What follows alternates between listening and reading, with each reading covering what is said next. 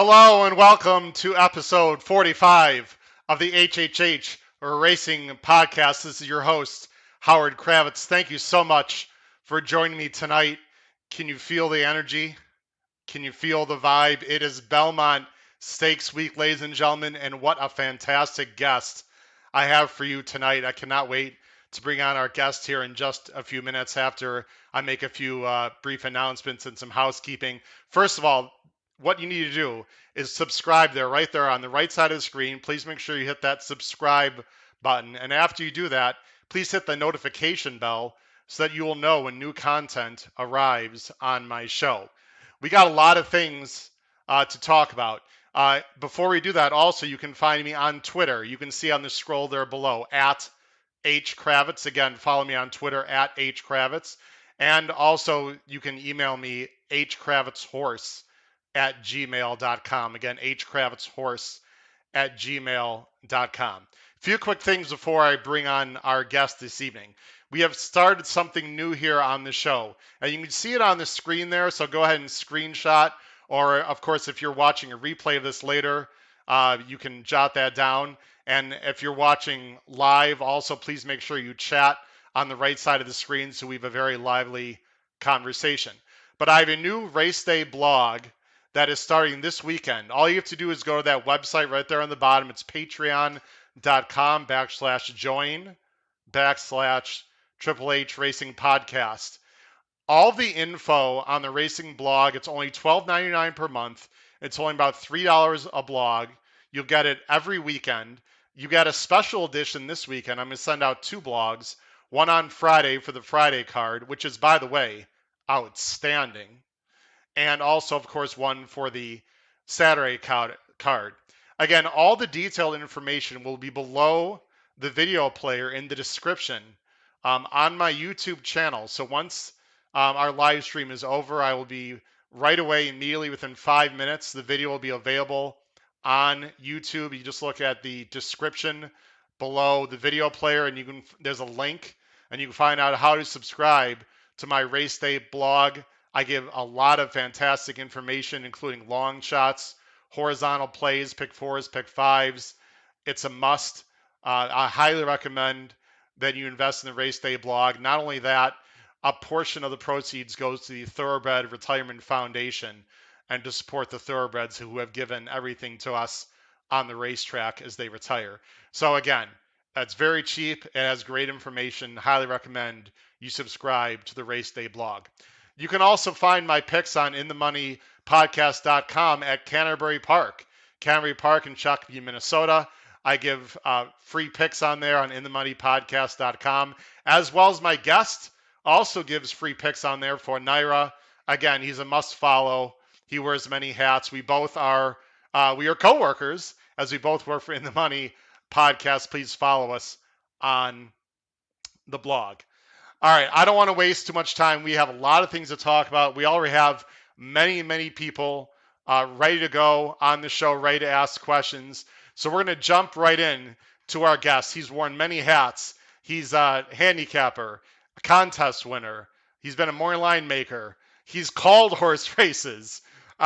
He's been a teller. He's done pretty much everything you can imagine in the horse racing world. And I am so honored and happy to have our guest tonight, Mr.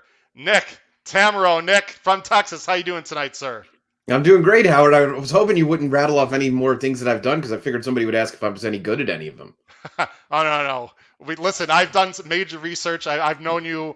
I've only met you once, but I've done my research for tonight, and I've followed you for a long time. So you've worn many hats. We could talk to you for hours. I know that you and Jonathan Kitchen did a great 2.5-hour show on his JK+1. If you want to learn more about Nick and his background, if you're not familiar with Nick, that was a great show, Nick. I listened to. I think it was last year. It was on. It was fantastic. I know you're good friends with Jonathan Kitchen, so I'm sure that was a blast to do. Yeah, it was a lot of fun. Jonathan had, I think I was the fourth or fifth guest, and it was relatively early during the pandemic, so we just chatted on a Monday night, and it wouldn't have been much different than if he and I had been on the phone. So that's kind of the whole concept he was going for with the Joe Rogan style freestyle podcast. And yeah, all those episodes have been a lot of fun. Yeah, and that's the kind of he's just a really down to earth guy. He is exactly who you see on TV. It's not not fake or anything. He's just very genuine, great guy. So listen, Nick, we're gonna jump right into one of my features that I like on the show. I'm gonna go ahead and put it on the screen there. You're gonna see questions on the bottom of the screen, and the segment is called 10 minutes to post. 10 minutes to post, everyone. It's going to be 10 rapid fire questions, Nick. I'm going to go ahead. 10 rapid fire questions. They could be sports related, it could be horse racing again. And then we're going to go ahead and talk about the card on Saturday at Belmont, which is outstanding. I'm also the producer and the editor, so if you see me looking over to the right or left, Nick, I'm getting everything set up here. I don't have the No, great no worries. producer. I do it solo, but I've learned, even though I'm a complete tech idiot, somehow I've managed to get this podcast rolling over the last few months. So here we you're no go. Luddite if you've gotten this far. I appreciate that. I've gotten some help, believe me. As I said to Matt Bernier, I've spent way too many hours as a 49-year-old on YouTube watching videos than I ever should have. But listen, you got to do what you got to do. All right, here we go. You ready? So Ready. If you don't know too much about Nick, you're going to learn more about Nick right now. I think you're going to like this first question, Nick. These are all my questions. These are not from the viewers. Here we go. Question number 1. Your favorite Sopranos character? Oh, that's got to be Paulie Walnuts. Yeah, by far and away the most enjoyable. It's my favorite show of all time. Of course, anybody's seen me on Twitter or anywhere else. Yeah, Paulie Walnuts was the gift that keeps on giving in that show. What a great show. It's just you could just the watch best. that show over and over. It's fantastic. Yeah, the absolute best. Question number 2, and if you don't know, Nick is from Houston, so I've got a few quick Houston questions. Best Astros player of all time? Ooh, even with the checkered recent stuff, I think Altuve will end up being the best Astros player of all time. But Nolan Ryan, I feel like I would have wanted him to be with the Astros a little bit longer. But my alma mater is the same as Craig Biggio's two sons, St. Thomas High School. So I'll say Craig Biggio. As far as right now, Biggio's the greatest Astros player of all time. Bagwell 1A, 1B? Yeah, 1A. Yeah, I would say 1A. There was a lot of fun years. A lot of playoff futility, but a lot of fun. I've got you by a bunch of years. I was born in 71. I know I've got you by a decade or so, but I loved watching the Nolan Ryan. J.R. Richard, by the way, one of the most underrated pitchers of all time. It's just no question about it. Pitched for a long time, but he was nasty. Yeah, I live about 15 minutes from the Astrodome, so I see it every day going to work. It's kind of sad now, but it was a great place to watch a baseball game. I told you off air, I've been to Houston a few times visiting a childhood friend. I did go to the Astrodome once for an Astros game because my friend's father actually worked in the front office for the Houston Astros. I can talk to you about that off air. No, that's awesome. Anyway, yeah. It was really cool to be in the Astrodome. All right, next question. Sports team you dislike the most? Right now the LA Dodgers probably, but all everyone those years, from LA just tuned off the show. And it's funny, yeah. I better not. My viewership. I better not say anything. I'm just kidding. Go ahead. It's funny. Things go differently time wise, right? But growing up, the Rockets were good, and so we really hated the Jazz when the Rockets were good in the late '90s. But I would say that the sports team that I dislike the most is the Lakers. I think the Lakers are the easiest team for me to hate. Wow. And I had a guest on last week that said any team that LeBron is on, I hate. So I don't, a lot of mixed opinions on the Lakers and LeBron. I think they're in trouble, by the way. If they don't get AD back, I think they're done. I hope so. I told by the way. I told a friend last night, I hope the Suns win by 100. Yeah. I'd like to see Chris Paul get a ring, but he's got a long way to go. That the Western Conference is absolutely brutal. It's loaded. Next question. The best or most memorable non-horse racing sports event you ever attended? Super Bowl 27, no question about it. Rose Bowl in Pasadena. I was 9 years old. My dad and I went. We flew. We were living in Dallas at the time. We flew to Ontario Airport, went to Santa Anita. So it was kind of a horse racing related, non-horse racing related on Saturday. Went to the Super Bowl the next day. It was amazing. 52-17, Dallas over Buffalo. We lived in Dallas. We were not Cowboy fans, but we were Cowboy fans for a day. Yeah, well, that was a great team they had for sure. Phenomenal. Next question. How or when did you fall in love with horse racing? So the very first time my dad took me to the track was in 90. I was young. We lived in Dallas. There was no racing. We took a day trip to the fairgrounds. And as I looked at, he gave me the program, and then he eventually gave me his racing form. And I started to look at things, and then we subsequently started going to the track regularly. And I just asked a ton of questions. I really bothered everybody at the track, asking them about handicapping and betting and things like that. So I was young. I was probably 7 or 8 years old, and I realized I absolutely loved it. Of course, I mean, I like to gamble, but there was so much of the puzzle to it. I love crossword puzzles still, and anything that you can really try and go through a series of thinking about of things and reaching a conclusion. So yeah, it was early, and it's been, I've had the bug since. Well, you should join I'm a high school math teacher by trade, by the way. I just finished my 24th year. You can join my geometry Congratulations, class yeah. and help my students solve some proofs, because you sound like you might be the kind of guy for that exactly. Hey, I was a liberal arts undergrad, but we won't get into that too much. Okay, that's okay. That's all right. Very sort of related to the last question. I'm just gonna leave this open. Trinity Meadows or Manor Downs? I've been to both. Which one do you prefer? Trinity Meadows. Can you talk a little bit about those two for those of you that have no idea what racetracks were? People are like, what in the world is that? Absolutely. Trinity Meadows was a 6-furlong bull ring that opened in 91. We were there on opening day. It was about 25 miles west of Fort Worth. It's in an area actually that's getting built up now, but believe me, it was not built up 30 years ago. And that was the first parimutuel track in Texas that was licensed in the early 90s, and it lasted until 96. Once Lone Star opened, nobody was going to drive. Lone Star is situated almost ideally right between Dallas and Fort Worth. So once Lone Star opened, nobody was driving to Trinity Meadows anymore. And they offered quarter horse and thoroughbred racing. Most of the meets were mixed. They ran a couple of thoroughbreds only along the way. But yeah, it was a fun place. I mean, there's a lot of people that are still in the game got started there. Carlos Gonzalez rode there early on. He was a longtime rider in Louisiana. Casey Lambert, who was actually the original trainer of Mind That Bird.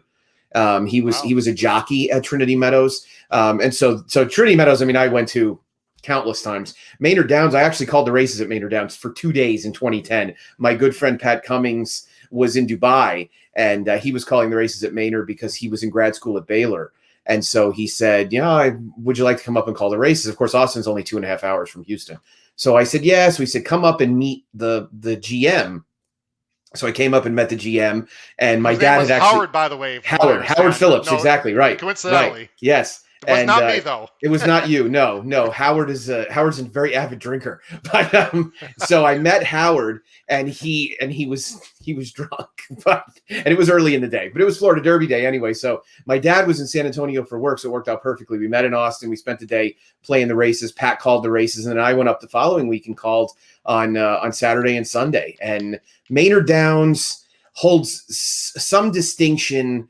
I don't know exactly what it is. You can definitely research it and get it, but they hosted more people in a Grateful Dead concert than I think any other venue in Texas, perhaps. Wow. And Willie Nelson was also very fond of playing at Maynard. Sam Houston now owns the Maynard license, but the land has not been sold. So there has not been a live horse race in 11 years. Pat Cummings and I shut Maynard down. Well, we need to find some audio tape of you calling races. I'd love to hear that. I'm sure you've got it somewhere. It's got to be somewhere at home. But there's some on YouTube at Louisiana Downs. Oh, okay. So, and then of course last month at Sam Houston. So yeah, I will check that out. I know one of your favorite horses is this one. Do you have a favorite Curlin moment?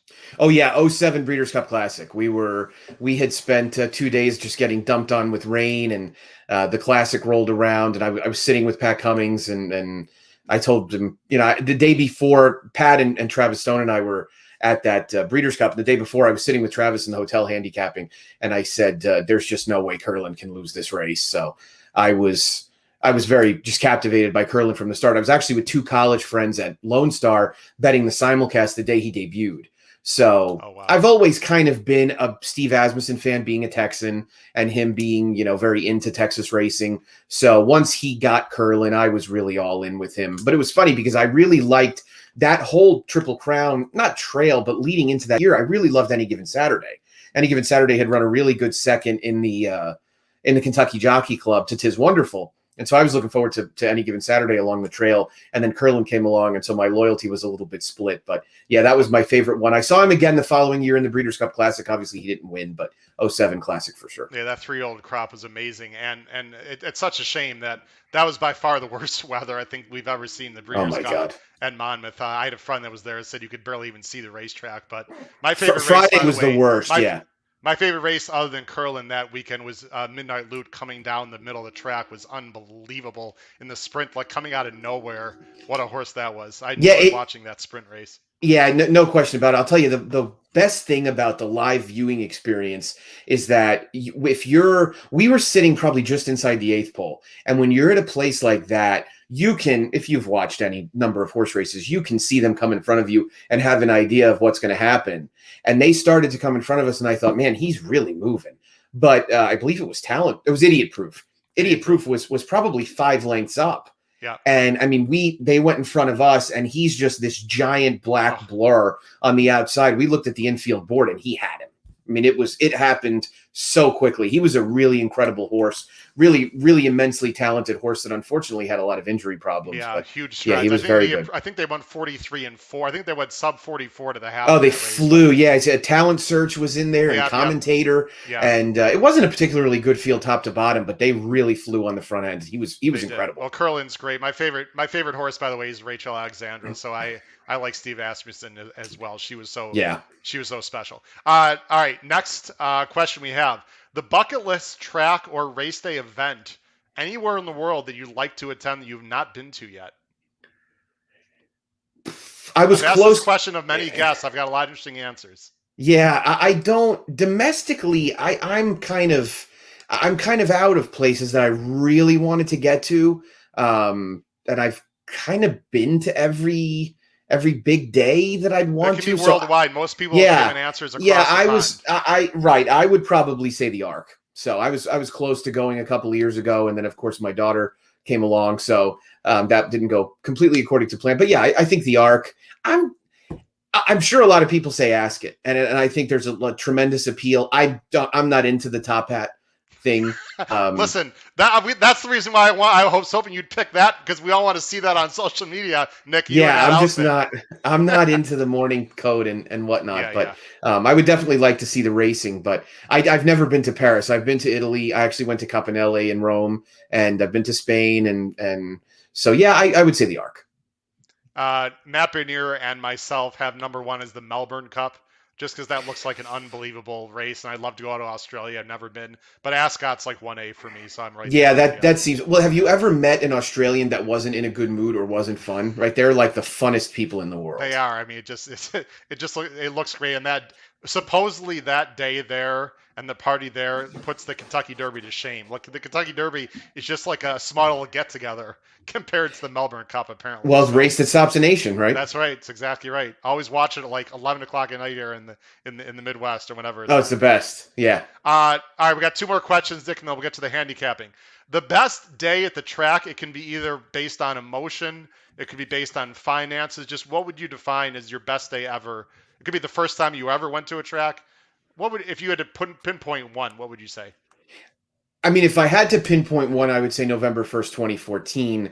That was Breeders' Cup Saturday of 2014, and I entered the day in probably, I don't even know what place I was in, probably 280th in the Breeders' Cup Betting Challenge. And after the 6th race on that card, I was in first. Ended up finishing 4th. And the funny thing about it was I was by myself the whole day, and I was sitting in there's a little alcove. Have you been to Santa Anita? I have, just once, my first time. Yep. So if you enter through the clubhouse, you get into a lobby basically, and there are little alcoves above it. And so I was sitting in one of those. I had a little TV, and to be honest with you, I was looking at what college football games I was going to bet that morning, because I figured, this is just a token effort.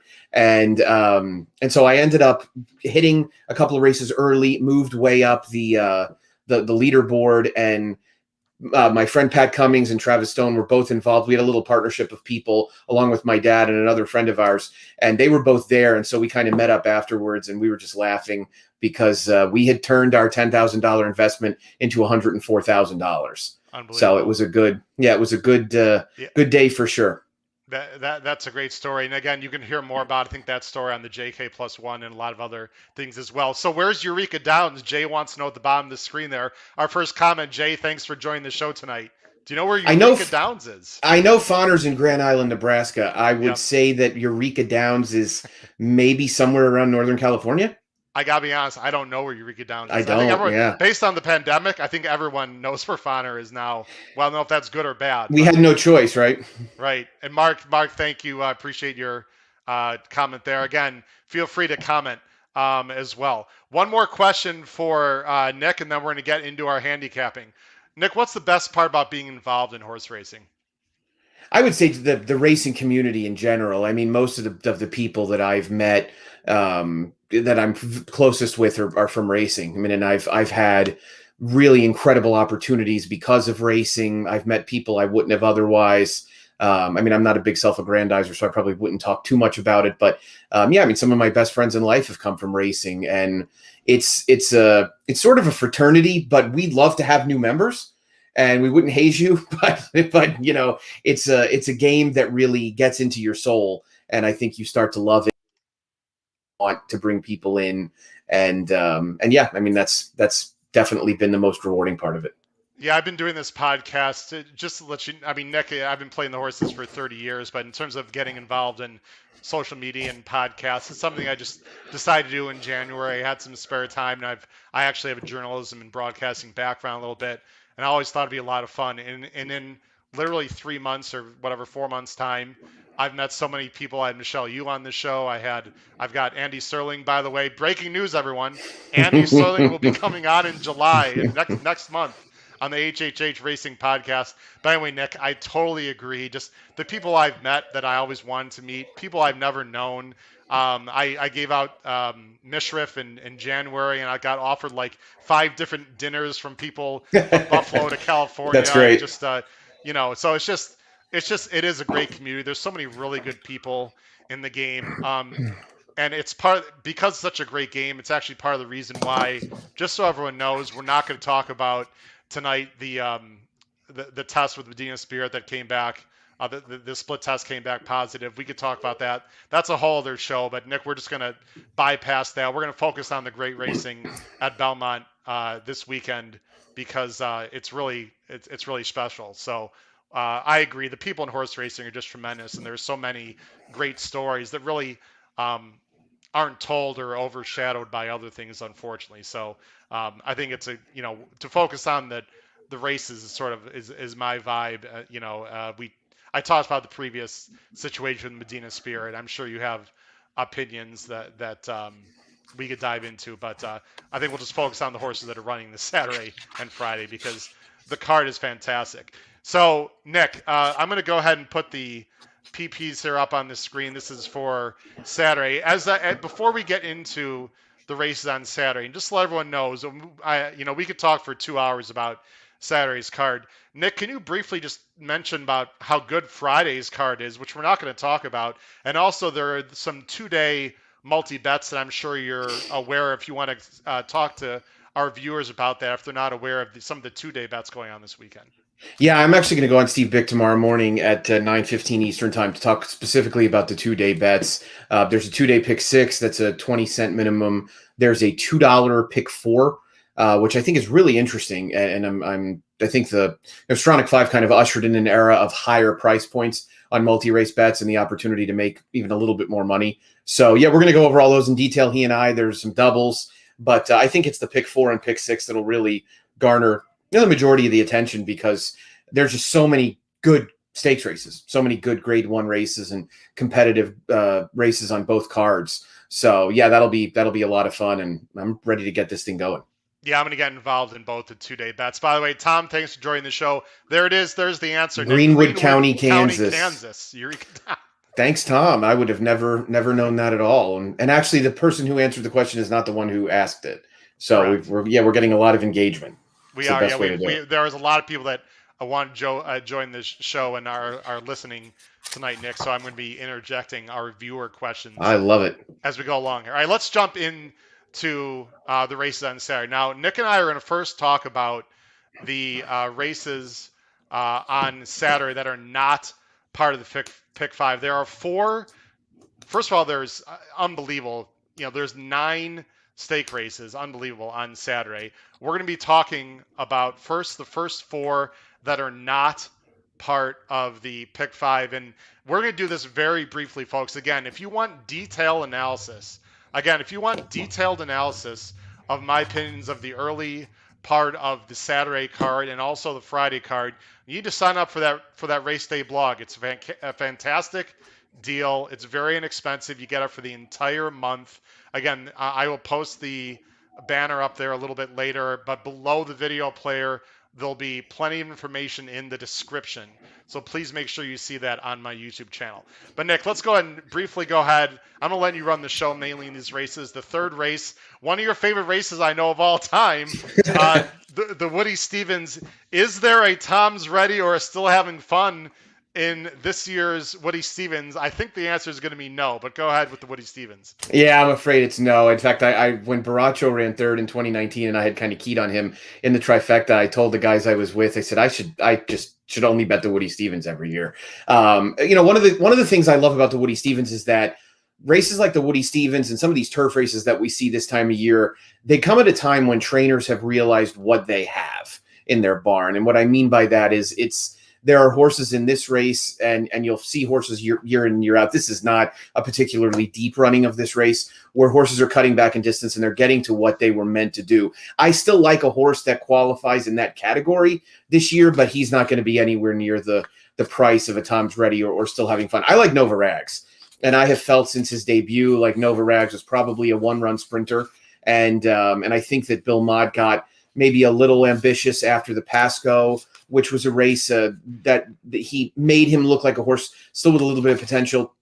In terms of Beyer speed figures, he's gotten better as time has gone by. I think in a normal year, you would sort of dismiss him as being too slow. But, other than Jackie's Warrior and Dream Shake, who are both coming off what really could end up being very taxing efforts in the Pat Day Mile, this is a relatively slow group, right? So it's not as if these horses have been posting, mid to upper 90s Beyer speed figures or really any measurable speed figure for that matter. So my thought was that those two were probably due to hook up again in the early stages. Drain the Clock apparently has been training relatively well, and he's not a horse I've been fond of. I really don't. I thought he beat a very weak field in the Bayshore. I thought that Barron, who really lost all chance at the start, was his only other rival.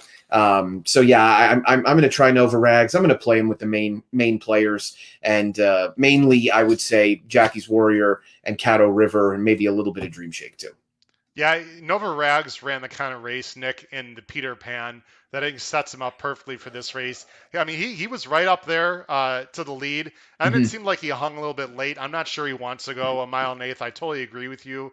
And in terms of Drain the Clock, I was completely against Greatest Honor, even if he was running in the Derby. The whole Florida 3-year-old, just shockingly, this spring, I don't know your opinion, Nick, but the 3-year-olds in Florida this spring just were not that good. I do not like Drain the Clock at all. And I agree, if Jackie's Warrior and Dream Shake regress a little bit from that Pat Day Mile, which was a scorching pace, I think this race is wide open. I don't like Caddo River either.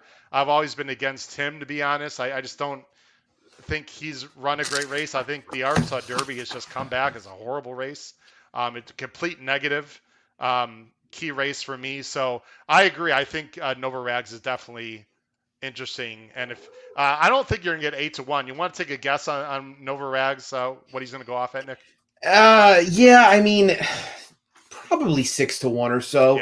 Yeah. Jackie's Warrior will go down off the 7-5. I would say. I think he'll probably end up going off even money or so.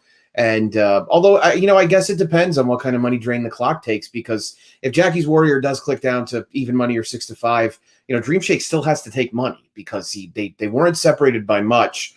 But I think you'll still get a pretty solid price on Nova Rags, and I think it'll be one that at least is good enough to make you willing to say, hey, I'll shell out the money to find out if he's good enough to win this kind of race. Again, folks, we have a lot of people watching the show tonight. I really appreciate everyone watching. Please make sure you comment, you type in chats on the right side of the screen. I'll put it up as much as I can. Nick and I would love to answer your questions as we go through the races. We realize we're going through this a little bit earlier in the week, Nick. Not for you and I, because we're degenerates and we'll look at them the second they come out. But I think a lot of people, the main public is probably looking at these races for the first time. So I hope everyone's going to gain a lot of knowledge. The fourth race is actually one of my favorite races. That's sort of underrated. I think it's a lot of fun. It's the Grade 2 Brooklyn. They go the same distance, a mile and a half, as the Belmont. Nick, what's your opinion in this race? Yeah, this is always a fun race, and of course the figure makers love it because it gives you a little bit of a baseline on the Belmont itself. And they put this race at various points in the card. In fact, 2 years ago in 2019, it was actually the 13th race. It ran about an hour after Sir Winston won the Belmont. But I thought this was a pretty wide open race. And Tis a Magician is the morning line favorite and is likely to go off favored, coming in off a huge win in the Tokyo City. You don't often find horses come into races like this off of that type of performance, but he was a tremendously impressive winner that day. He stalked the pace and just really burst clear late. He's a lot better than those horses, so it was not a terribly surprising run, and it was not a very deep field. But there are horses in here that really specialize in these types of races that look formidable, including Musical Heart, who was an impressive winner of the flat out last time out in wire-to-wire fashion. The inside paths on that track were probably best. He got a very good ride from Trevor McCarthy to wire the field. Ajaweed made a very big run at him late, and I think he's a horse that has a big shot. I'm going to pick Rocketry because I like him second off the layoff. I think he's going to be the right kind of price, and I think that Jimmy Jerkins is the kind of trainer that would have astutely used the flat out for exactly what it is, and it was a prep. So this horse dropped well off the pace. That's not necessarily advisable going this type of distance, but going back to this race in 2019, remember 2019, there was one of the most pronounced inside biases you're going to find on a big card in years. And this horse was 2 to 5 wide the entire way around there. I understand why you're saying to me, why are you talking about races from 2 years ago? Just to say that Rocketry really has never lost his form. And though the Thoroughbred Aftercare Alliance win last year was a little bit surprising, when he has been allowed to do what Irad and Joel Rosario have done with him most effectively, which is just drop back and make one run, he's been very good.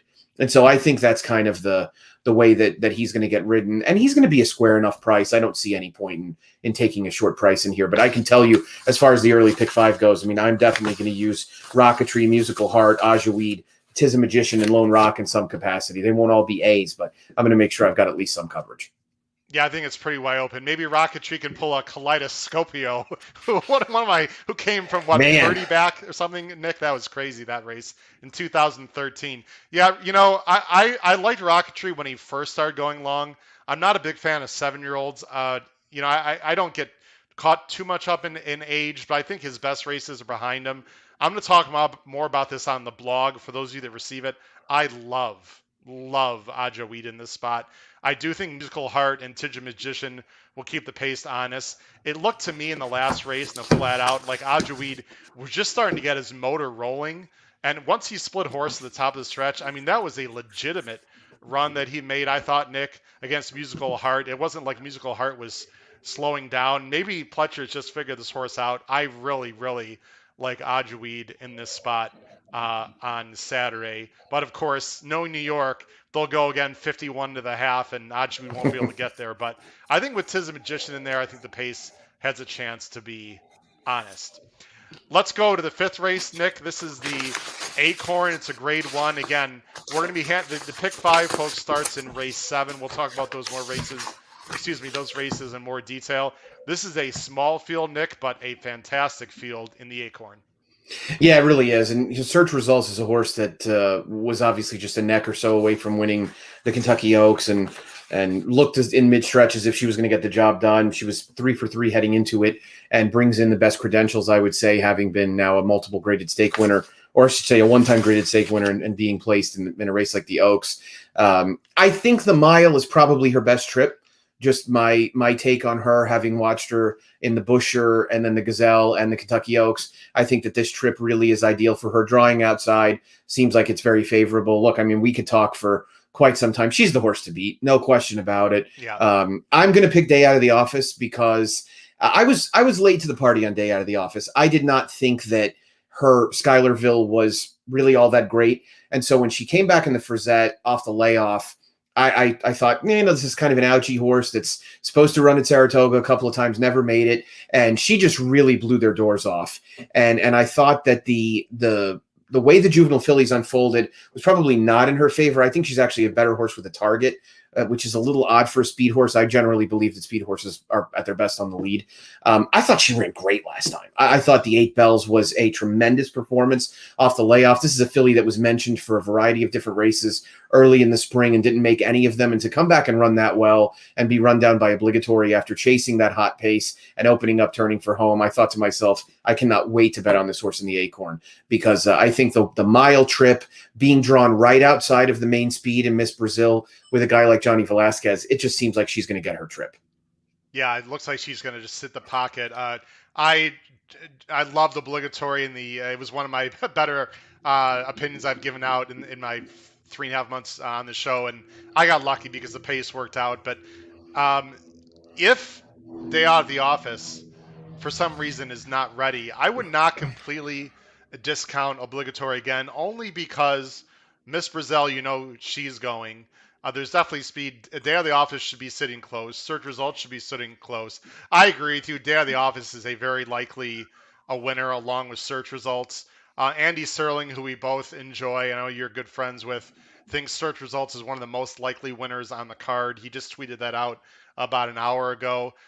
Search Results was much more professional, Nick, than I'd ever seen her in the Oaks. I'll admit, I didn't love her in the Oaks. I thought she ran huge. She switched leads perfectly. She's definitely the horse to beat.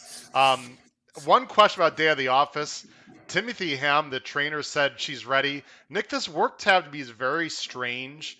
I don't know if you're familiar with Timothy Ham or this horse in specifically, but there's only one slow work really since the 8 Bells. Does that concern you at all, or you just trust the trainer here? Only because he's kind of done this with her. And last year, her work tab was a little bit all over the place. And he's a guy who's based at Tampa in the winter and then mainly in Ohio in the summer. So that's why she worked recently at Thistle. I feel like she's been on an elongated comeback trail. And I think he probably treated that race like the, 4 or 5 workouts that it's generally worth. So that's just my, sure. I guess my hope. I said Tampa. Sorry, I meant Thistle. Yeah. Yeah. So I think that was just more my hope than anything else. But I mean, you can see on the work tab, she was supposed to run in the Ashland and didn't make it there, was a little bit behind schedule. Yeah. And the new goal became the 8 Bells. I remember reading very, very briefly that they were thinking of running in the Oaks off the shelf, which I'm glad they didn't in retrospect. But she looks like she could still be very nice. No, she's nice, and again, we could talk about these races for our hosts, but I want to really focus on the pick 5. Neither one of us really mentioned Travel Column. I think we're both sort of against. I think she's been exposed a little bit at this point. I also don't like the rail going a mile in these kind of races. I think these horses get shuffled back. I've never been a fan, Nick, of having the rail in small fields at Belmont because I've seen so many times where they get in trouble. I'm not saying that this horse is going to get in trouble, but I think she's been a little bit exposed. Let's go ahead and talk about the race right before the pick 5 starts. Nick, the turf races on Saturday. I mean, all the racing is fantastic, but the turf races are tremendous. The Jaipur is always a fun race. They're going 6 furlongs on the inner turf. Before people start asking questions, the weather looks a little bit shaky tomorrow, Thursday. They're supposed to get a little more rain on Friday. I'm expecting the turf on Saturday, probably more on the good side at best. I hope it's not yielding personally. It's definitely not going to be firm. Nick, any opinion on how the turf course might play if there is some give in the ground, which it sure looks like there's going to be? Yeah, I mean, remember they stayed off it from Friday on last week. So from Saturday on, and the rail's been out for a while on the inner turf. The rail's been out on the inner turf the whole meet. So they generally don't take it down to 0 until Belmont week. So it'll be at 0. This is a race that's the Jaipur's actually been run more often than not on the Widener. Yeah. And I think the expectation was that the inner might be in a bit better shape. The inner is not as affected by moisture as the Widener. But both will have the rail at 0. And I mean, it's also supposed to be 80 degrees and sunny. Yeah. So there's also supposed to be a lot of wind on Friday. That kind of helps it dry. Sure. I mean, we don't really rate our turf courses with any kind of accuracy. But I mean, I'm sure it'll be kind of a good-ish turf course. I've And never and I seen Churchill. Are they ever yielding? I mean, they always say good or firm, and there's been days where it says good, and it's like the clods of grass being kicked up are like it's like Europe. I mean, it's just they it's had one crazy. I don't last know why. I don't summer. know why they're what they're trying to hide. I've never Yeah, understood that. Maybe you can help me with that, Nick. I just don't I get it. I don't know. I would like to buy them a going stick for Christmas one year, so they could at least have some kind of uniform way of doing it. But they had a day Yeah, last year where they called it good, and it could have been called heavy. I think they ran a crazy. mile and a 16th in the race I watched in like 1:52. But yeah. But by the way, I never knew what a going stick was until I went onto the Keeneland website. Congratulations to Keeneland, by the way, for all the information they give on their turf course. Anyway, sorry, the Jiper. Go ahead, Nick. What do you think here? This is a fun race. This is, I probably am doing something that just by definition you're supposed to avoid, which is taking a West Coast turf horse in an East Coast turf race. Hmm. But I mean, this Gregorian Chant looks like he might be kind of an under the radar, super, super quality horse. I'm a big believer in Timeform US. And this horse has rallied into the teeth of three very, very slow paces in a row. And I think he's kind of a 6 furlong specialist. And the trick about 6 furlongs on the turf is that, the horses that are particularly good at 5, like Fast Boat, they aren't necessarily as effective at 6. So I thought Gregorian Chant was really ideally suited to this. It's kind of funny that Phil D'Amato ran him a mile and a half before Yeah. cutting him back. He was definitely searching for what this horse could do best. The big concern, of course, here is that there's not a lot of speed. And that's going to probably work in Bound for Nowhere as well. I agree with Jay, whose opinion just came up. He likes Gregorian Chant as well. Bound for Nowhere is going to benefit from the expected race flow. I think you can count on Joel Rosario being aggressive with him out of the gate. I figured in the Shakertown that he was going to be a casualty of the pace because there was so much speed on paper in that race, and he ended up breaking poorly, and it worked in his favor because Joel Rosario, who's just a super cool customer, never panicked and let him sit back and make that one run, and he was able to get Imprimis right on the wire. So I think a return to his normal tactics of showing speed will really help. And I think the winner more than likely, at least the way I'm going to play it, will come from those two. I also like Sombaye a little bit, who was second behind Fast Boat. The reason why I think he can turn the tables is I think he's better suited to 6 furlongs and beyond. And I think the outside post and the fact that he's got a little bit more tactical speed than he showed last time out could really help. And that last race for somebody, it was a brutal beat. I was watching with a good friend of mine. We both, I had a Fast Boat as a B, but would have preferred somebody in that race. That was a brutal beat. I'm a little uh, concerned. I don't know if he hangs, but he hasn't really getting the job done. He's an honest horse, and I like Gregorian Chan a lot. Also, again, my only concern is the turf course. We'll see. Even when it's good at San Anita, it's probably closer to firm out east. So it'll be interesting to see how he runs. The horse I'll just throw out there for everyone that I'm a little bit interested with is the 3 completed pass, Nick. I don't think this horse classes up necessarily, and I'm not even sure about the 6 furlongs, but he got a brutal trip in the turf sprint at Pimlico last time. Got off about 3 lengths slow, rushed up on the outside, was 4 wide. I thought he ran huge. If he breaks like he should, I think he's going to be sitting very close or right off of Bound for Nowhere. I don't think he can win the race, Nick, but I think he's a very interesting horse underneath just because the way the pace lays out. It's so rare that you see a 6 furlong graded turf sprint with just so little early speed. Do you have any opinion on completed pass before we move on? Yeah, I thought he was a relatively live long shot, maybe for a minor placing, like you're saying, but he's definitely gotten things figured out in the last, I would say, year or so. The break definitely hurt him last time. This is a horse who was basically in the frame with Archidust and the Get Serious last year at Monmouth. He was competitive in turf stakes races in New York. So it's not Claudio Gonzalez is not a frequent visitor, especially not in graded stakes races. Yeah. But this is a horse who I think could get a piece, and he would benefit from an aggressive ride. So I'm thinking, like I think you're thinking a little bit too, that if Angel Cruz wants to ask him coming out of the gate, Yeah. that might actually really help. I mean, he really should because Casa Creed, he's faster than Casa Creed early. He's definitely faster Oh than yeah, Chewing Gum early. So there's no reason why he shouldn't be on the rail. But again, it's New York and it's turf racing. So yeah. I We'll don't hope know. for the It's always best. unpredictable. All Right. right, ladies and gentlemen, we're going to go ahead and jump right in to the pick 5 sequence. Now, um, Nick, I know you don't, follow my horizontal betting too often or familiar with my type of betting. My favorite horizontal bet is the pick five. It's been a big emphasis on this show, which is why we're talking about it. Anytime you have a major day like this, you're going to get a huge pool in the pick five. The two of the five races in the pick five are on the turf, and the field sizes are enormous, and it's very difficult. I think this pick five can absolutely pay. Let's start in the grade. I'm going to have you go first in race 7, then Nick, I'll go first in race 8. This is the grade 1 Ogden Phipps. It's for older filly mares. They're going a mile and a 16th. And Nick, I would sort of tout this like as the Breeders' Cup Distaff 2.0, except for Monomoy Girl. Unless you want to throw En Route in there. There are some major players in this race, including one of my favorite horses running right now, Swiss Skydiver. Who do you like? And by the way, I'll go ahead and put the picks on the screen as folks, I'm going between many different things here, so I apologize for that. So Nick, we're going to go ahead and put the on the screen. There's our picks. Of course, H is Howard, N is Nick. Nick, go ahead and talk about the Ogden Phipps. Yeah, you brought up Swiss Skydiver, and she's actually who I like. And, with all due respect to Robbie Alvarado, who earned a lot of admiration from everyone with the ride in last year's Preakness, I think the fact that Jose Ortiz is getting on Swiss Skydiver is a good thing. Robbie, at this stage of his career, doesn't always react to adversity the way that a younger rider would. And I think that the Apple Blossom, I don't really think he had much of a plan. And they came out of the gate, and she had some speed. And this is a horse that I think you want to let her get into the race early.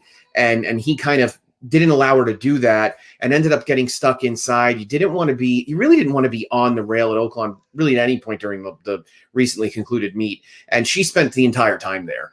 So I think that the margin of defeat was exaggerated by the fact that she got tired from chasing on that bad rail. And I think there are big excuses for her 2 recent poor performances, but I think her best races are just every bit as good as anybody in here, if not better. And I'm expecting her to bounce back. I think the rail is a little bit tricky from the standpoint of not knowing exactly how she'll be ridden coming out of there. But the fact that she has the speed that she does will really help her overcome anything problematic. I won't talk too much about She Dares the Devil because obviously she's your top pick, but I also think that she's pretty much the other main win candidate for me, and I'm going to focus on those 2. Yeah, Nick, I was completely prepared to use Swiss Skydiver as my lone A. I use the ABC ticket maker. I'm assuming you do the same as well. Right. I was fully planning on putting Swiss Skydiver as my lone A in this race, and then using some backups as B's and C's until she got the rail. When I saw she got the rail, I was like, oh, not again. However, this is a different scenario. I agree with you on the Jose Ortiz angle. I think she is the most talented horse in this race. I'm a little bit concerned that the Ortiz brothers might put a little macho act on because I would have liked to see Jose go in this spot. But Latrusco is going with IRAD, so it's a little bit dicey again. But I'm going to trust Jose Ortiz to hopefully get the job done. But I do have number 5, She Dares the Devil on top, Nick, only because of the post position, really. I know some people out there might say, do you really think it makes that much a difference? I think it might in this race because she's probably going to sit right off of Latrusca. It's hard for me to imagine, Nick, that She Dares the Devil does not get a great trip. Like, she would have to stumble or something strange happen for her not to get a great trip. So that's the only reason why I had her over Swiss Skydiver. We're both fading Latrusca, which is going to make me very nervous, Nick, to start the pick 3. Full disclosure, I'm going to use Latrusca probably as a B or C in this race because I think she can win, but I just think Swiss Skydiver and She Dares the Devil are better horses. Nick, do you have an opinion on Valiance, who was very good at the end of the year? I mean, was right there with Monument Girl in the Breeders' Cup Distaff, but this looks like an awfully tough spot to come off the layoff. It does. Todd Pletcher's very good with these kinds of horses, though. He's 27% with a 237 ROI, bringing dirt starters back off 180-plus day layoffs and graded stakes. So one guy that I think you could definitely trust in this category is Pletcher. These horses are always perplexing to me because I have tremendous amount of respect for Pletcher's opinion. And did he really think that a grade 1 caliber dirt horse was a turf horse for that long? It's sort of mind boggling. We see it, obviously, going back years and years with different horses. But yeah, she really came on strongly at the end of last year. And I'm interested to see where she ends up fitting, as things go by. As time goes by, she stands to get a pretty decent setup in this field. Yeah. The as you sort of alluded to, the machinations of the 1, 3, and 5 in the opening quarter mile or so will go a long way towards determining how things go. And somebody is going to take back and run the risk of either getting into traffic trouble or ruining any chances that they have. And I say that meaning that should likely be somebody of the 1, 3, and 5, Swiss Skydiver, Latruska, and She Dares the Devil, because it kind of figures that one of them will have to take back, right? They're not all going to go. Yeah. And I also want to mention She Dares the Devil was flattered by Envutan, who won 100 Bayer last week. It wasn't the greatest field, but I think Envutan's a real nice filly as well. One other thing I want to talk about very quickly, Nick, and I know we have 4 of the race to get to, but I think this is a very important topic. I'm actually going to put you back on full screen here for a second.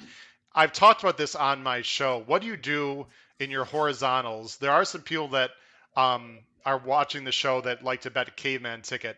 What do you recommend with horizontal bets with a small field? However, you have 3 or 4 possible uses. It's always been my opinion in these kind of races like the Phipps, you really need to take a stand. And going more than 2 deep in this kind of race, you're just not going to get the value in your horizontal bet. Using several 5-2 shots just isn't to me a very good use of your money. Do you have an opinion on ticket construction in small fields with several likely winners? Yeah, I mean, I think what you just said is really the best approach. You want to be as aggressive as possible in terms of narrowing it down. And if you believe, like I do, that Swiss Skydiver is the horse that you want to bet most, then you're probably going to route most of your pick 5 tickets through her, and try and limit the backups, because you really dilute your chances of being set up for a big score by going 3 or 4 deep in a small field. Now, the frustrating thing about this race is that the horses that we've been talking about mainly are the 1, 3, and 5. We've touched on Valiance as well. And I don't think either of us are going to be completely shocked if Bonnie South wins this race, but she's just not a horse I'm going to use prominently. So you want to bet your opinion, but you also want to understand that this is a race that does look tricky. And if you're an ABC type of player, I'll probably use Swiss Skydiver as a lone A and try and get through it aggressively, and then give myself some flexibility down the line. Yeah, there's a question here from, I know it says Carolyn, but it's actually Jim, ask about Bonnie South if they hook up. Bonnie South apparently has been out working Essential Quality, but before everyone freaks out and puts their He's a bad mortgage workhorse. on Bonnie South, Yeah. Essential Quality is not a good workhorse, so Yeah. don't get too excited. Is that correct, Nick? Yes, that's correct from what I've been told by the clocker at Churchill. And I remember going back to Bonnie South as a 3-year-old. She seems to be a pretty good workhorse. So that being said, the majority of Brad Cox's good horses train well. Essential Quality just seems like a bit of an exception. I think that I forget who he was training Essential Quality with before the Derby, but it looks like he may have been trying to get him with better company to kind of quicken him a little bit in the morning. So I think Bonnie South is a nice horse, and I thought that her Double Dog Dare was just a really, really game win. You don't see horses end up battling in between horses like that and stay on with it. I just feel like when push comes to shove, she's probably a little bit lesser than these, and a minor placing is probably her ceiling. But I would be willing to bet that there's a graded stake out there with Bonnie South's name on it. Yeah, I mean, she's not going to be going buying a Royal Flag and Graceful Princess. No disrespect to that field, but right. Well, when Speech didn't show up in there, yeah, it was a completely different game. Yeah, I mean, my overall opinion, of this race, Nick, I think you agree. It's just hard for me to imagine with a smaller field and jockeys that are so talented that they're going to completely hook up. Someone's going to take back. If they go 45 to the half, that's just going to surprise me. But you never know. We'll see what happens. Right. Let's go on to the Just a Game. I'm going to go ahead and start here, Nick. The Just a Game, by the way, is one of my favorite races of the year, and this race is going to be no different. The last few runners have been out winners. You got Newspaper Record, Rushing Fall, Tepin has won this race, but a lot of really good Euros have won this race also. And this field is absolutely outstanding. This is a 12-horse field. I've already heard from some people on Twitter, Nick, that they want to hit the all button. I would highly not recommend that in this race, but this is a very contentious race. The Chad Brown Armada, by the way, is out. Um, I've thought Chad Brown, I wouldn't say struggling is not a fair word to use, Nick, but Chad Brown hasn't maybe been necessarily the Chad Brown on turf we thought of lately. But boy, is he coming out with his horses this weekend because he's got very talented horses all over the place, and he's got four of them in this race. I didn't switch my picks, so let me just go ahead and switch to our picks here so people can see that. There we go. There's our picks. We're somewhat similar, by the way. Nick had no idea what my picks were before he's seeing them right now. Nick, I'm going to go to the six. That is Pocket Square, and I want to show our first replay. First of all, Pocket Square. I don't like to play jockey gymnastics, but you'd have to believe Irad probably had his choice. And Nick, if you have any opinion on that, after I'm done showing the replay, we'd love to hear from you since you're following New York exclusively. But again, playing the jockey game is a little dangerous, but I feeling Irad probably had his choice. I want to show the Keeneland race because even though it was an allowance win, I thought she was extremely impressive. She's the 11 horse. We're not going to show the whole race here. I'm going to go ahead and fast forward. But breaking from the 11 is not easy. You see there in the Juddmonte Silks, she is over to get over and do a two wide trip, rating Conley. But what you want to do here is watch the stretch. And Nick, I don't know if you watched this replay. I'm assuming you did. I'll let you go and talk through the replay. I thought she was ultra impressive and is a real danger in this race, Nick. Yeah, Irad actually went down and rode at Keeneland all week. This particular week of the meet, it was the only time he rode there, and this was the first Wednesday card of the meet. And you kind of knew, looking through the PPs, that this was probably a pretty well meant horse. And you'll notice that he tried to do the right thing with a Euro filly and get her in with some cover and then tip her outside. And you'll see with the pink cap in the middle of the track right now, she's going basically two strides to everybody else's one, and gathers in the leaders very quickly before pulling clear in typical fashion of this type of horse. She's a rather diminutive horse. She's small. A lot of European horses are, but she's got a really good turn of foot. And Chad Brown likes to run his Juddmonte horses at Keeneland, so no surprise there. The knocks on her are, and I mean, I picked her third, so I certainly don't have a negative opinion. This is a completely different field than the one she faced last time. That was probably a slightly weaker than par to other than, but you can only beat what's lined up with you, right? And it was supposed to be a jumping off point for her 2021 with Chad Brown. One other angle to talk about is that she was treated with Lasix that day. She will not be treated with Lasix in the Just a Game. Sometimes these horses come over because they're bleeders. Sometimes they come over because they need fast ground. She doesn't look like a fast ground horse. Considering she won, her biggest win came on a heavy course. So, yeah, she's a little bit of a guessing game. I'm sure you remember very well. She reminds me of a horse named Antono, who won this race 4 years ago.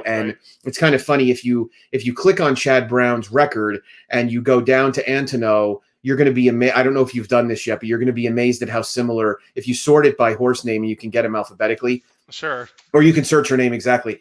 If you look at Antono's stateside debut, and then look at here, folks. That's exactly live.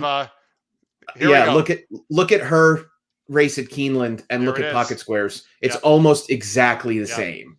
So, and I remember there was a lot of discussion before that Just a Game that Chad really loved Antono, and I laughed because somebody tweeted to him last night and said, "Is Pocket Square Antono Part 2?" And of course, he replied with one of his gifs, like he always does, sort of indicating that he feels the same way. So, yeah, interesting horse, no doubt about it. And I think you will get 5-1 just because this is a wide open race. My other top choice is Tammaro here. I loved her Sands Point last year. Her Sands Point was so much better than that 90 Buyer. It's absolutely ridiculous. The Matriarch, she wasn't planning on going there. She wasn't fully ready, I think, for that trip. And she still ran okay against Via Adara and Blowout, who's also in this race, and Juliet Foxtrot, who just won at Keeneland. She's also a nice horse. And then the last time at Keeneland, she got sort of I won't say a strange trip. I don't think she wants to be inside necessarily. It was also yielding. She was very keen. It was a very slow race. I'm not going to show the replay, Nick, because we could spend 3 hours tonight. But I think Tam here is ready for a huge effort. I've always thought she was really talented. She's my second choice. And as my third choice, I'm going with Althika. For those of you who, and again, we're not going to show too many replays because we'd be here forever. Althea and Summer Romance are both by Charles Appleby, or trained by Charles Appleby, excuse me, coming over from Dubai. They traded wins against each other in the last two races. Althea has a crazy monster turn of foot. I think there is enough speed to set up her kick, Nick. And like I said, Euros have done very well in this race. I've not always thought of Mike Smith as like sort of your mile turf horse jockey necessarily. But listen, he's a Hall of Famer. I'm sure he can get the job done.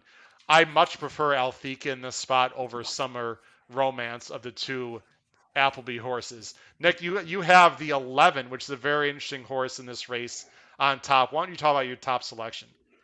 I felt throughout 2020 like Blowout was probably one of the unluckiest horses in racing because she ran winning races in both the Noble Damsel and the Matriarch and was beaten by Viadera both times right on the square. But Blowout had done all the dirty work both times. She actually ran a very good second behind Sweet By and By at Saratoga and what was just her starting point for 2020. So there was some bit of validation when she wired the Distaff Turf Mile last time. And, the thing is, I guess one of the things that's worth mentioning about this race is that it looks as if Regal Glory and Sweet By and By are both going to run here because they're entered in tomorrow's Intercontinental. But again, the forecast is a little bit iffy. So the fact that they were re-entered leads you to believe that they're probably going to end up going here. They both fit here too. So I don't know why you wouldn't try for a little bit more glory and a little bit more money. But with that said, Blowout's the speed. And I think Flavien Prat has spent this Triple Crown season letting everybody know that he's one of the top 2 or 3 riders in the country. And I thought the ride he gave on this filly in this mare, I should say, in the Distaff Turf Mile was just phenomenal. He took the air out of everybody, opening up the big lead and sort of sucked them back in, slowing things down around the turn and into the stretch, and then held them off gamely. So I generally don't like speed horses at a mile on the Widener. I think wiring the field on the Widener is exceptionally tough, especially with the rail at 0. But I think Blowout might be the kind of speed horse that's just a little too good. And so I'm looking to see if she can do it again. I will say that I've never seen a race where I was so unsure who was going to win other than that I knew which trainer was going to win. And I'm reasonably certain Chad's going to win. I just don't know which of the 3 because I really think, and Regal Glory is really not far off, but of those 3 main players, the 6, 10, and 11, any of them can win. Yeah, are you concerned? I'm not going to show the replay. As it's difficult for me to show the. I can't show the Churchill race through DR Formulator, as Nick knows. But are you any concern at all about the last race where it didn't look like she was waiting on horses? I thought she was getting a little bit tired, and there were horses that were really coming after she had a big, easy lead. Do you just chalk that up to just needing one, Nick, or do you think that's a concern here? Yeah, I do think she was. I was not overly impressed with her last effort, to be honest. First off the layoff, I felt like she probably would end up needing one after that. I don't know exactly what the turf condition was. I think it was probably on the firmer side. But I think that setting that 48-1 and bursting clear like that can be very taxing. So I thought she ran well. And I think it was a good starting point as far as what could happen moving forward. And I'm just hopeful that Flavien Prat finds a way to control this race. Yeah, she's got a big shot. I've got her as a B just because I thought there were some more talented runners, but she's very good. I would not discount Regal Glory either, who actually I just wanted to show real quick, and then we're going to move on. And Nick, by the way, I do appreciate your time. If you if you need to get going at a certain time, let me know. We can speed up through some of these. But Regal Glory, who was the 4. I just want to show everyone really quick the first turn of her last race. She was coming off a layoff, Nick. This was some horrendous weather that was moving in, and there was some legitimate bumping and trouble here for Regal Glory in this race that I think you could possibly. I'll just let you go ahead and talk about this first turn. Things got a little bit tight here. Yeah, so she's the 5 in the Peter Brandt Silks. This was her first start of 2021. I think she had actually been off since Kentucky Downs of last year. And she was the one with the target on her back. She was a huge favorite. Right. She ended up steadying off heels and having to shift out a little bit. Interestingly, this mare has been in Chad Brown's care her entire career, but was actually part of the Paul Pompa dispersal in January. Paul Pompa passed away late in 2020, and she went for $925,000. She was the sale topper. Obviously, as a filly with graded black type already, she has tremendous value as a broodmare. So she's your wet turf horse. right? I mean, if the rain ends up showing up in earnest and it's maybe Yeah. a little stronger than is forecast, and I hope that's not the case, but Regal Glory is definitely a move up, a wet turf move up. She won the. She was actually in a photo in the Lake Placid a few years ago in a driving rainstorm the day that Dunbar Road won the Alabama, and she's dead heated, right? She's dead heated with Varenka, Yeah, Franca, and yes. she was a good second behind Newspaper of Record in a very on a very wet turf course in the Intercontinental last year. So yeah, her game is wet turf, and she's probably a cut below the principals in here, but she's a good Yeah. horse, and I'm not going to be surprised if she gets her way into the frame again. Yeah, I've got her as a B, but like you said, if the turf is a little bit shaky, I'm moving her up to an A. I'm not going to let this Chad Brown beat me. I think she ran better than it looks. And when the turf gets wet, strange things happen. Not to say that Real Glory winning would be a strange thing, but sometimes, the most talented runners with that crazy turn of foot sometimes just don't handle the wet. Let's go and talk about the next race here. This is the third leg of the sequence. And again, one of my favorite races every year.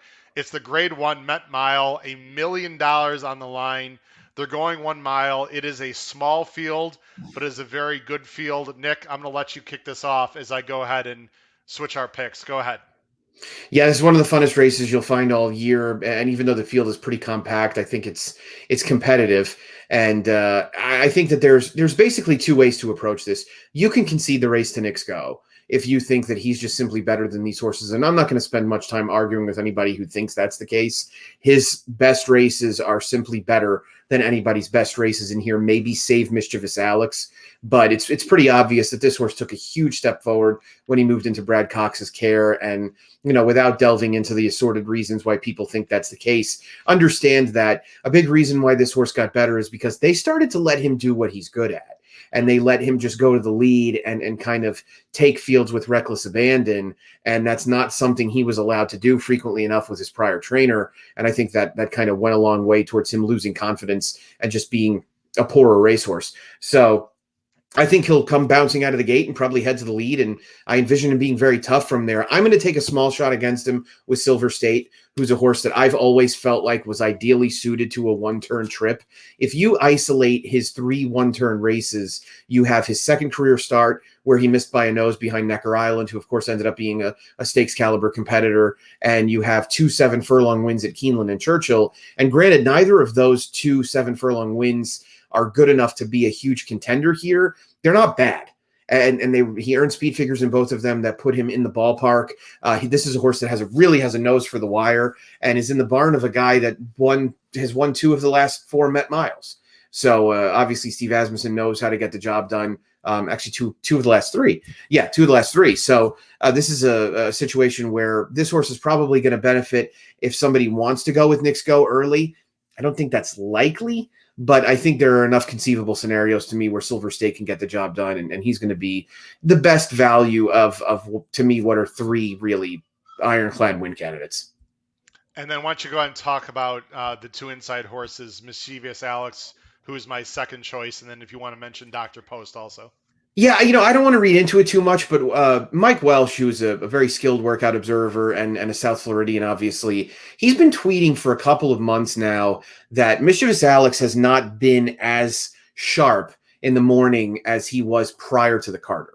So if you can get your hands on the DRF Clockers report prior to this card, then take a look at what they're saying about Mischievous Alex. I don't think he's quite on his game as much because he was phenomenal in the Carter, and he was good enough in the Carter to almost be favored in this race. And prior to Charlatan defecting and Nick's Go getting in, I mean, Yeah. Mischievous Alex was probably going to be second or third choice all along. So he's got a big shot. Dr. Post was an impressive comeback winner in the Westchester. It was a He weak got a field. perfect trip though, right? He Got a did. perfect trip. He did. He had a perfect trip. He beat a weak field. This is a totally different ball game, but it was a better race than he'd run as a 3-year-old. So there's Yeah. still some upside there.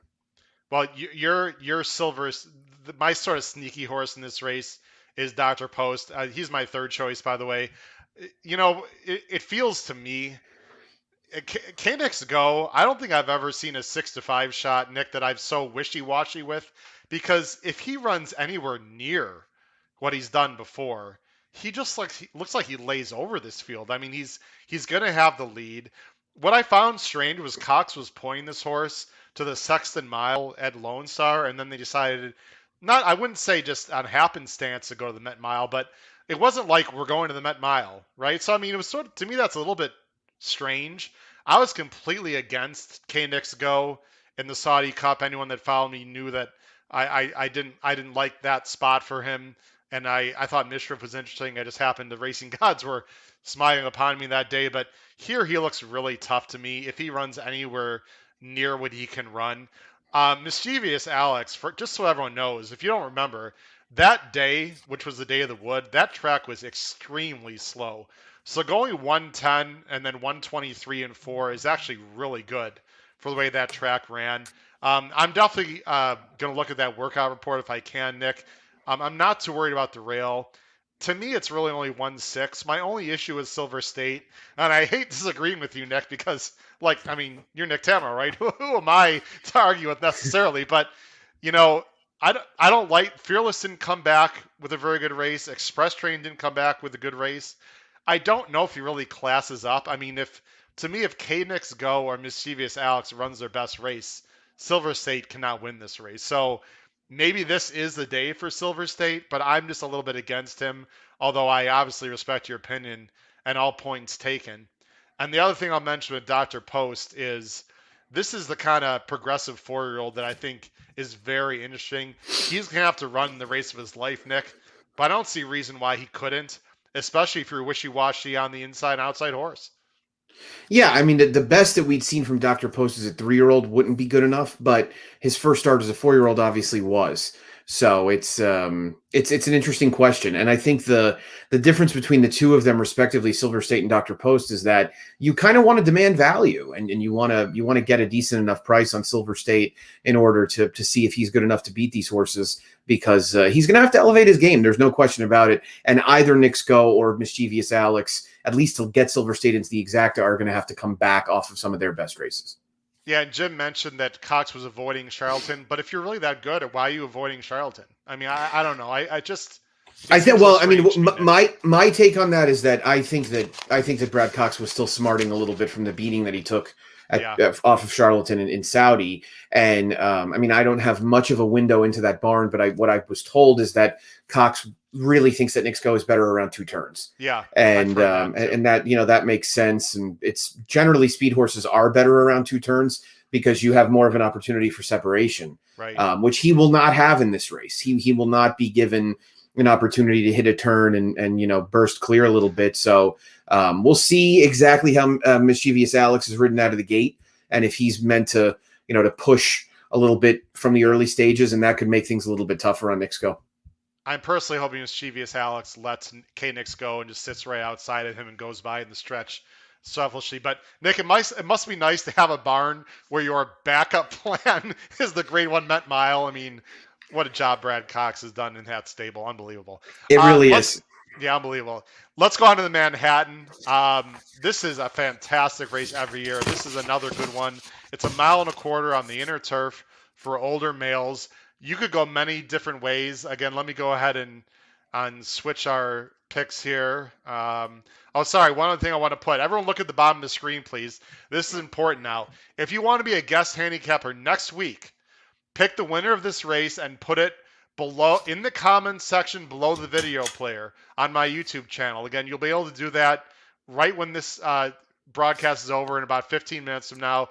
Again, if you want to be a guest on my show next week, just pick the winner. Tell me who you like in the Manhattan in this race, and you have a chance to be a part of the. You can be a Nick spot next week as the guest handicappers. We go ahead and I'll put up our picks, and we have the same horse here, Nick, on top. In fact, we have 4 and 10 both in our trifecta there. Let me go ahead and switch to the screens here. This is a very competitive race. If you want to watch the domestic spending Colonel Liam race, you can watch it on YouTube. But I also highly recommend everyone, if you go to episode 35 of the Triple H Racing Podcast YouTube channel, again, episode 35, there's a link below in the description. Again, in the description, there's a link below of episode 35.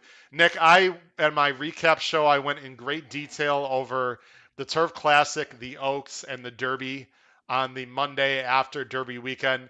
I thought Domestic Spending was absolutely outstanding off the layoff. He was in between horses. He had to he had to switch leads because he was sort of stuck in between, angled out late, was closing like an absolute train. I think he's much more suited to this mile and a quarter than Colonel Liam. And it's hard to believe, as people think. I actually think he's more talented than Colonel Liam. I actually think he's still unexposed. Domestic Spending is my top choice in this race.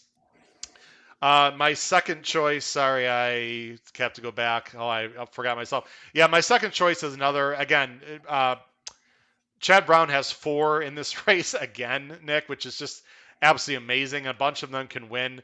I've heard a little buzz, Nick. I don't know if you've heard the same about Masterpiece, who also prepped for this at Keeneland, similar to the horse we like in the Justa game. This looks like a horse that can run all day. He was really talented from South America. Ran a little bit of a dud against Challmaker last year in the Turf Classic. First time in racing about 6 months. But I thought his Keeneland race was really good. It was super confident ride. I'm mainly going with these two in this race, Domestic Spending and Masterpiece. I'm pressing up with those quite a bit. You have to, of course, respect Colonel Liam. He's done absolutely nothing wrong. I do think this is his toughest test, Nick, because of the ground, because of the competition, and because of the distance. I think all 3 of those things might work against Colonel Liam. And I'll just throw one other horse in there for people as a possible price. I actually bet Rock Emperor quite a bit earlier when he was here in the United States, Nick, and boy, he cost me a lot of money with some serious hang jobs. He's got the blinkers on. Pletcher thinks that's going to help. I don't think he's that far off of the top, and I think you might get a price. So Rock Emperor is the other Chad that I always use as a possible price.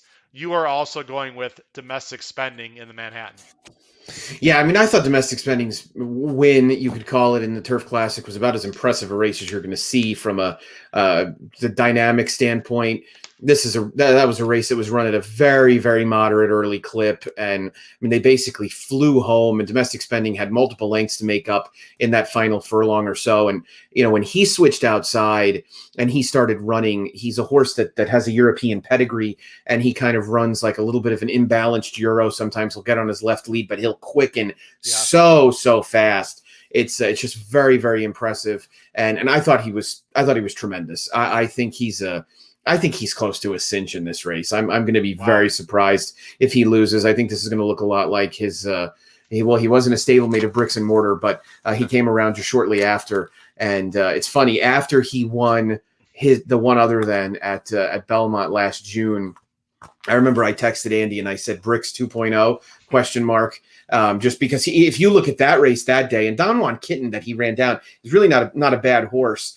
And this horse had no business being in even anywhere near Don Juan Kitten when they came off the turn, and he cut him down to get up by a neck. He's got a tremendous turn of foot. So I'm hopeful that Flavien Prat is able to get him some cover and then pop him outside just inside the quarter pole, and we'll see him strut his stuff. I agree with you that I think Colonel Liam's a little bit up against it. I kind of ran out of horses to pick underneath.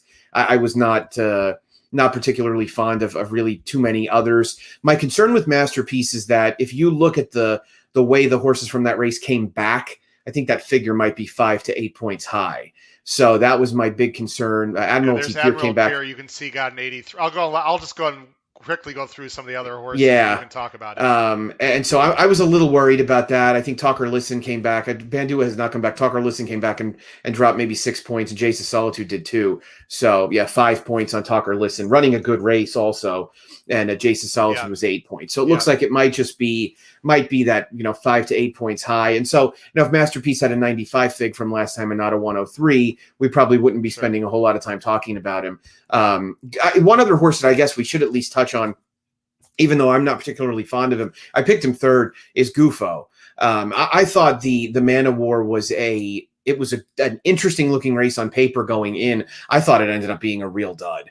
And Channel Cat wired that field despite setting a pretty strong early pace. And Gufo ran a big race to be second. Again, he was off a long layoff, so I want to be a little bit forgiving in thinking that he might be able to move forward second off the bench. I'm still not sure how he lost. I mean, he had a very Yeah. good trip, all things considered. He got outside early enough in upper stretch and put in a good late bid. But this is a horse now that has found a way into 3 photos in big objectives and has lost all of them. And his win in the Belmont Derby, it was just okay. It wasn't anything spectacular. Yeah. It wasn't going to knock your socks off by any means. So I think he's a win candidate. I just rate him a less likely a winner than Colonel Liam and definitely than Domestic Spending. Yeah, and Tom on the bottom likes Goofo a little bit. Do you move him up on the turf with Given it? I mean, I suppose so, but that last race, boy, that set up for him. I thought that early pace was crazy, and it just seemed like Gufo was supposed to run over the top of those. I know it was off a layoff, Nick, but I'm not really a big fan of Gufo here. Do you have any opinion on the Fort Marcy form versus the Man of War form? I know they're different distances. Do you like anyone coming out of the Fort Marcy? I don't. I mean, and the buyer speed figure looks high. It was very high. Tribhuvan set a pretty strong pace and stayed on with it. It's a little difficult to believe that he could improve that much, even with a front running trip. I mean, what do I think? I think Tribhuvan is going to do some of his stablemates a favor by setting the pace and hopefully going a little bit quicker. Yeah, I agree. I mean, I wouldn't. I think it'd be disrespectful to say this is a rabbit, but it sort of has that kind of feeling because he could have a rabbit-like function. Oh, there's no question about it. And I don't think City Man is going to be that far off either because, and again, talking about the numbers there, and for those of you who don't know, Nick has also done buyer figs before and is extremely experienced with the buyer figs and creating them as well. So, when he talks about figs being possibly a little bit off, he knows exactly what he's talking about. And City Man jumped up a ton too, sort of out of nowhere, which has surprised me a little bit also. I agree. I think most of this race didn't go through. Are you going to single? I've heard, by the way, Nick, there's a rumor on Twitter. There's a little bit of a, shall we say, kerfuffle about singling in horizontals. How strongly are you going to use Domestic Spending in your pick 5, would you say? Well, he's going to be my lone A, so I'm going to single him. I'm going to use a couple of backups, just because I don't want to lose the sequence necessarily, but I also don't want to miss capitalizing on what is my best opinion, which is that he's going to win. So, yeah, I'm going to use him very, very, very aggressively, very prominently, and hope to just get through with him. All right, let's go to the last race, the Belmont Stakes, and I know, Nick, we're going a little bit longer than I expected, but I really do appreciate your time. I'm sorry. No problem. I hope that's okay here with you. Let's go ahead to the Belmont. Now, as I switch over to the Belmont Stakes, Nick, give me general opinions of the Belmont as a whole. This race, the kind of race flow, the kind of horse that you want in the Belmont to win going this 1.5 mile distance as the last leg of the Triple Crown. I think the most expensive lesson you can learn about the Belmont is that the 1.5 miles, you need to focus a lot less on the distance of the race and a lot more on the pace of the race. And I think a lot of people just assume that because it's a longer race, it's going to be an easier spot for closers. And I just don't think that's the case at all. And if you look at Belmont's sort of year in and year out, at least in recent memory, probably the 2 exceptions to the idea that I'm talking about right now were Sir Winston and Creator. And Sir Winston and Creator both got phenomenal rides from world-class riders. I mean, Sir Winston sat on the rail the entire way in a big inside bias. Creator also was much more involved in the race than he'd ever been before. But generally, this race is won by a horse that's within a length or 2 at the half-mile pole. You really need to be in position. It's a galloper's race. It's a stayer's race, as the Europeans would say. I think you want a horse that's going to be forwardly placed. And I don't think this is going to be a particularly fast-paced race. I think it's going to be a very moderately paced race. And so that, with all that said, that's why I like Hot Rod Charlie. I think Hot Rod Charlie is going to be very forwardly placed. I think that Flavian Pratt is going to kind of play the break and look to the outside, see what Rosario does with Rock Your World. And if Rosario is not committed to the front end, I think Hot Rod Charlie is going to go. And I'm good with that. I'd like to see that be the approach. I thought that as far as he and Essential Quality go from the Kentucky Derby, they obviously finished basically heads up. Hot Rod Charlie had a little bit better trip. Essential Quality was a little bit wider. But, the issue then becomes Essential Quality is probably going off less than 2-1 in this race. And are you completely convinced he's a better horse than Hot Rod Charlie? That's one of the questions to me. The other concern that I have about this race in general, one of the reasons why I actually was looking forward to betting Rebels Romance, is I'm not sure if these horses are not the types that you could just throw a blanket over and you could get, all of them are about the same. Maybe Rombauer is the stranger still. And maybe Rombauer should be, that Preakness win should be given a little bit more credit than he's been getting. It was one of the faster races anybody in this. It was actually the fastest race on dirt that anybody in this crop has run, and he certainly didn't look like he was going to struggle with any more ground. The fact that he was able to get somewhat involved in a race with a pretty strong early pace, I think, is a major positive. And I think John Velasquez is a great fit. And you talked about distance. There's a question from Jim about dosage, which really, I think it's over the years, at least in the last 5 years, has sort of been downplayed. Any opinion? Some people don't even know what the dosage index is, and we don't have time to get into it. But just, do you have any opinion? Well, actually, you gave your opinion. You said you less worry about distance and more about pace. So I'm assuming if you do believe in dosage, you don't think that's much of a factor here. I mean, obviously, and Jim is asking about Known Agenda. The thing about Known Agenda that I would be concerned with is Known Agenda has no speed. And the best example of that is look at the first 2 furlongs of the Derby. I mean, he broke from the rail, which obviously is not the issue that it was previously. And Irad Ortiz is just pumping and driving on him out of the gate, and he has no speed. So this is a horse that likely is going to lose ground. And if he's put in a position where he's got to make up a bunch of ground, I don't want those kinds of horses in the Belmont. There's no question that pedigree wise, he's ideally suited to the mile and a half. Obviously, Curlin nearly won the There's the Belmont family tree himself. for Right. Known Agenda. Bairama was a turf horse who I think specialized going a little bit shorter, Yeah, but yeah. his dam. I want to say she raced in California a couple of times. If you want to click on her PPs, I don't Yeah, remember. they don't come up here on. No, Bairama actually, she's right below Oh, I'm that. sorry. I'm Yeah, sorry. Yeah, yeah, go no ahead. problem. Yeah, This is her dam. yeah, She yeah. did. She raced for Simon Callahan on the She did synthetic go a mile and a surfaces. quarter in the Pacific Classic. Didn't run well, but actually got a pretty good number against Game on Dude in 13. Right. Yeah. So I mean, she had a little bit of distance to her, and obviously it's a European pedigree, so there's going to be distance farther along on the dam side. And I mean, I think it's undeniable that one of the things that Known Agenda has in his corner is Todd Pletcher. I mean, Todd Yeah. Pletcher's been incredible in this race over the years, and he's won 3 times and been second 5 times. So he knows what kind of horses fit in the Belmont, and you kind of knew that Known Agenda was going to be a Derby to Belmont horse coming out of the Kentucky Derby, and there's definitely some things to like.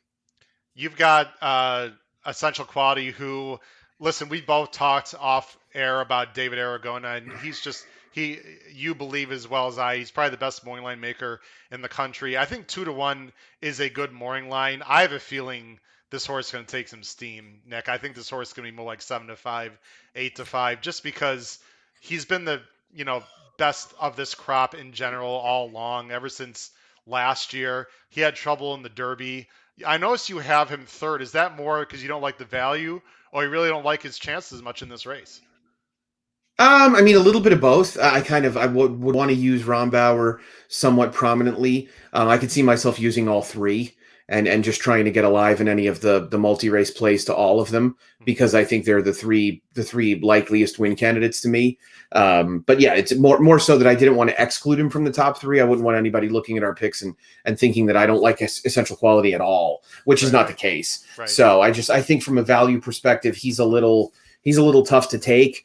But the Derby, his Derby to me is a difficult race to analyze. I've watched it about 30 times trying to kind of figure out something that maybe I've been missing.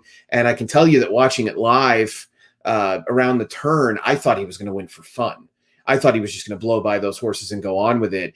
And he kind of hung, but he definitely hung, but he also started running again late. So, maybe he's better suited to the mile and a half if he can be a little bit more forwardly placed. I will say that if Luis Saez rides him like he did in the Bluegrass and the Breeders' Futurity, there's a chance that he will just simply outlast all of these horses, because he's a galloper, and those kind of horses generally excel in the Belmont. Yeah, I really, really, really want to put Rock Your World on top. I thought he had a big shot in the Derby. If I get any more emails or tweets or anything telling me, see, I was totally wrong about Rock Your World, I think I'm going to go crazy. We Well, have that's no silly. idea how Rock Your World was going to run in the Derby Yeah. because his race was over in the first 3 seconds of that race. I think Rock Your World is very talented. My only, and I still have Essential Quality on top. I know it's not the most creative pick.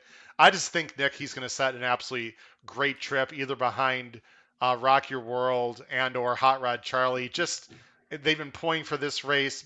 Cox has always thought that this is the race for him. Rock Your World can absolutely win this race. I've got him second.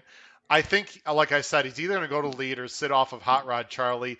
My concern, though, with Rock Your World is Hot Rod Charlie. I think Hot Rod Charlie or Rock Your World, they're sort of going to knock each other out to some extent. I don't mean they're going to be going 45 to the half, Nick, but I think they're going to play a little bit of cat and mouse game, and I think they might end up hurting each other because at some point it sure looks like they're going to hook up.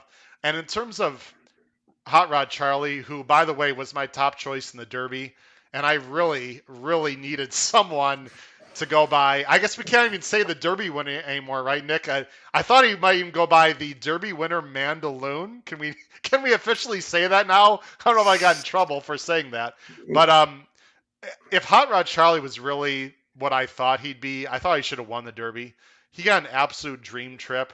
The other thing about Hot Rod Charlie, I just want to mention, and again, folks, he can win, and Nick might be absolutely right.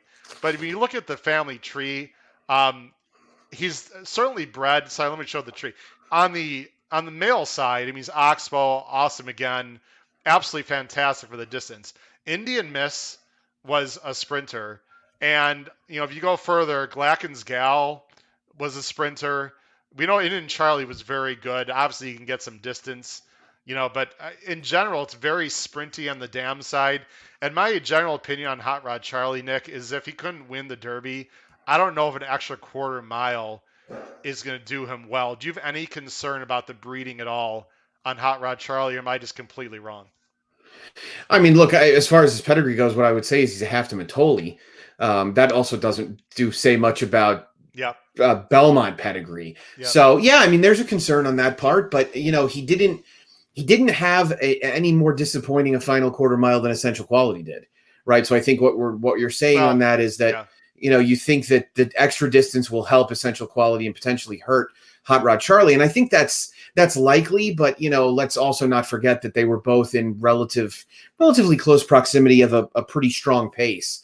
So that was a pace that I wasn't sure right away exactly how it shook out, but I think looking at it in retrospect, it was a pretty solid pace. So I think it would be fair to say, I don't mean to interrupt you, but I think it would be fair to say that Essential Quality had a lot more trouble in the race than Hot Rod Charlie, who did get a perfect trip.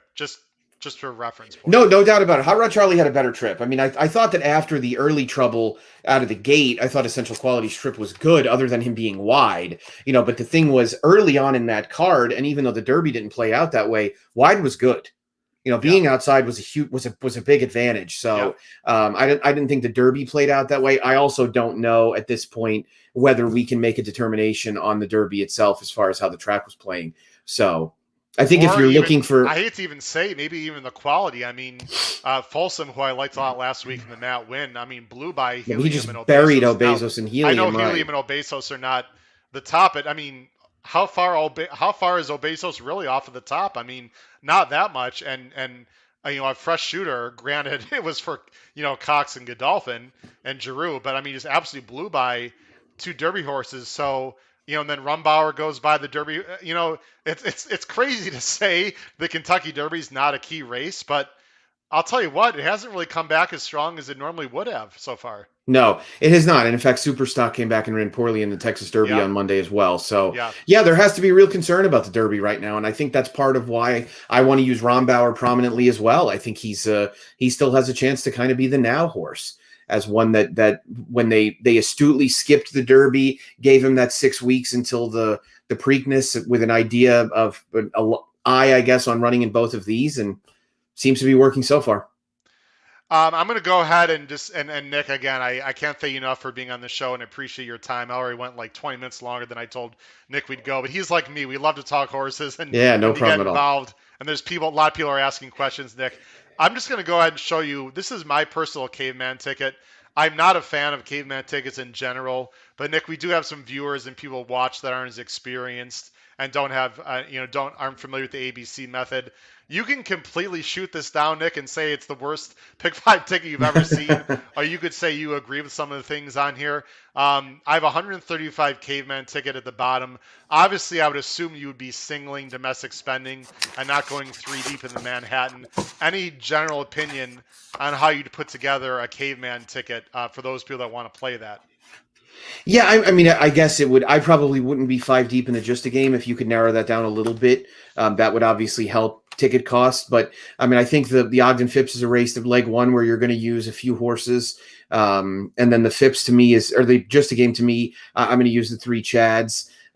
Using both Mischievous Alex and Nick's Go is not necessarily the best idea unless you really believe that the only other win candidate besides Nick's Go is Mischievous Alex. Yeah, And then, as far as the Manhattan goes, obviously I'm singling domestic spending.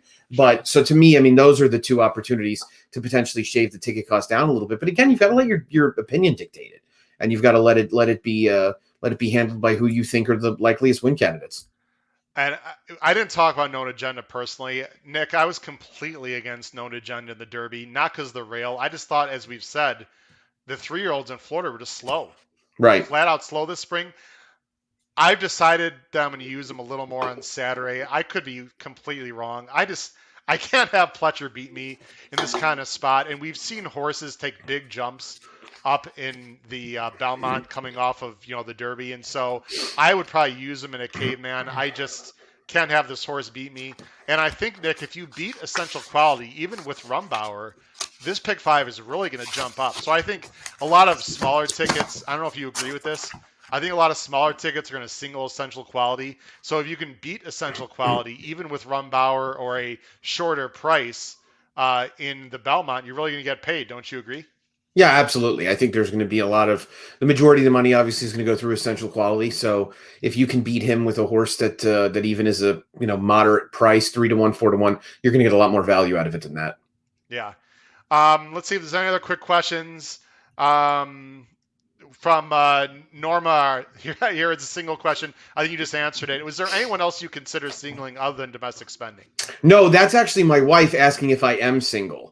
Oh. So, which I am not. So I think that's the message, letting it be known that she and my daughter are downstairs. But Oh my goodness. yeah. So she found Wow, I so. feel okay. You're out of here. Nick No, Tammaro. that's not the case. No, they know, they'll be very forgiving. She was telling me she was going to do that. My wife is a prankster, and so is my daughter. So Oh, you yeah, just had me. I thought I just lost my show right there. No, Everyone's gonna be not like, at all. Don't worry. Howard's a Don't horrible worry. person. She will love the fact that it got that kind of attention. So she's Okay. tricked us by putting Norma Martinez, of course, Oh instead my of goodness. Tammaro. Okay. But yes, I and got so it. the answer, of course, to the questioner is no. I am not single. Okay. Listen, Nick. Let me turn off the. That was a funny moment. Nick, I really do appreciate you coming on the show. You've been a fantastic help. I know a lot of listeners value your opinion, not only watching the show but across the country. We really appreciate you coming on. Good luck this weekend yourself and going forward. I look forward to meeting you once again, maybe sometimes out east, or maybe at Sam Houston down closer to where you are. Thanks again for coming on. Any closing comments? No, thank you for having me. It's been great. I love the concept and what you're doing, and I, always will help out and appreciate everybody with kind of a grassroots effort to get more people in the game. So credit to you, and this is great. It's very well organized and thought out. So many congrats on what you've done, and glad to have you on the In the Money team. I'll have to Yeah, we're coworkers. Yeah, exactly. I'll have to scare you up and make you do a Lone Star podcast with me one of these weekends. Oh man, I'll tell you what. Well, you know where I live now, so to speak. Feel free to hit me up. I'd love to be on your show. Nick No, for sure. Tammaro, We'll thank you definitely very do much it. once again. Good luck this weekend. Everyone, please stick around. Nick, take care. Thank you very much. Thank you, my friend. I appreciate it. Good All luck to right, you. take care. That was Nick Tammaro, everyone. What a fantastic job Nick did tonight. His wife pulled a little trick on me. Whew. Boy, I was nervous there for a second. I thought I might have gotten Nick in a lot of trouble, but I think everything's been okay. If you can still hear me, I'm going to give you a call for a quick second, literally 10 seconds when the show is over. But thanks again, Nick, for being on the show. Let me just show you a few quick reminders before we end. Again, all you need to do to be a part of the Race Day blog, and all the information is going to be below in the description right when this show is over, literally in a few minutes, the link to receive the race day blog. It's only $12.99 per month. It's only about $3 a blog. You also contribute to the Thoroughbred Retirement Foundation.